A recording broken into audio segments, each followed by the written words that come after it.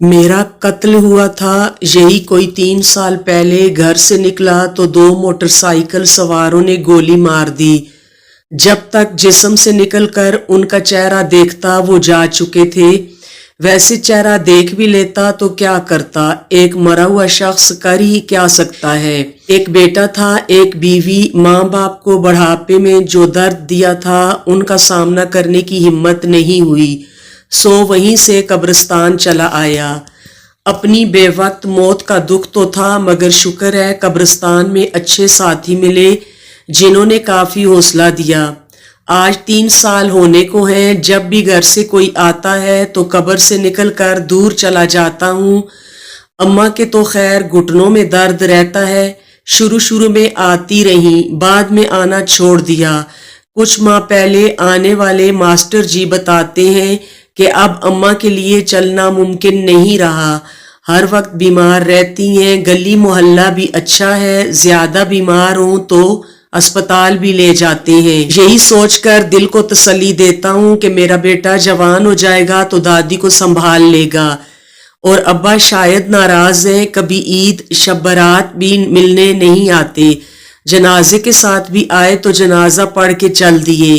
میری خواہش ہی رہی کہ جب قبر میں اتاریں گے تو ایک بار گلے لگا لوں گا، مگر خیر غلطی تو میری ہی تھی، اگر اس دن ان کا کہا مان کر گھر میں رک جاتا تو آج شاید یہاں نہ ہوتا۔ میری بیوی اکثر بیٹے کے ساتھ آتی ہے، ساتھ کی قبر والے شیخ صاحب بتا رہے تھے میرے بیٹے کو قبر کی تختیاں پڑھنا آ گئی ہیں اور سارا وقت اپنی ماں کو قبروں کے کتبے سناتا رہتا ہے۔ میری بیوی خاموشی سے قبر دیکھتی رہتی اور پھول چڑھا کر چلی جاتی ہے۔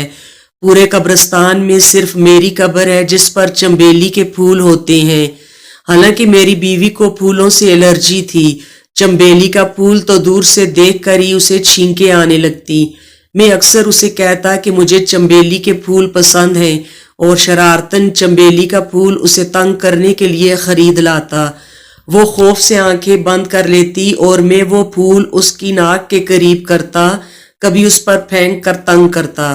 نہ جانے اب کیسے وہ چنبیلی کے پھول خریدتی ہوگی، اس کو تو ان سے الرجی تھی اور خوف کھاتی تھی۔ وہ پھول جب تک قبر پر پڑے رہیں میری ہمت نہیں ہوتی کہ ان کے قریب بھی جا سکوں۔ آج بھی وہ آئی تھی، میں رات کی اس پہر قبر سے باہر ان پھولوں کے سوکھ کے اڑ جانے کا انتظار کر رہا ہوں۔ اب مجھے بھی چنبیلی کے پھولوں سے الرجی ہے۔